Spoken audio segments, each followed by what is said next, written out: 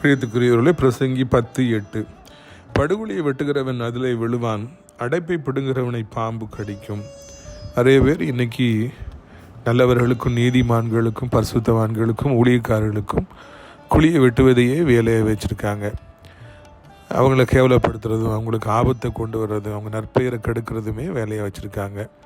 நீங்கள் வேலை பார்க்குற இடத்துல, நீங்கள் இருக்கிற இடத்துல, படிக்கிற இடத்துல உங்களுக்கு படுகொலியை வெட்டி உங்களை எப்படியாவது உள்ளே தள்ளி அழித்து விட வேண்டும் என்று அநேகர் முயற்சி செய்து கொண்டிருக்கலாம்.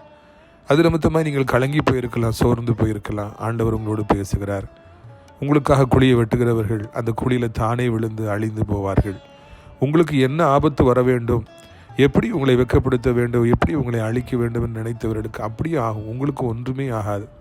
ஆமான் மொர்தெக்காயை தூக்கிலிட்டு கொள்ள வேண்டும் என்று பெரிய மரத்தை உண்டு பண்ணினான்.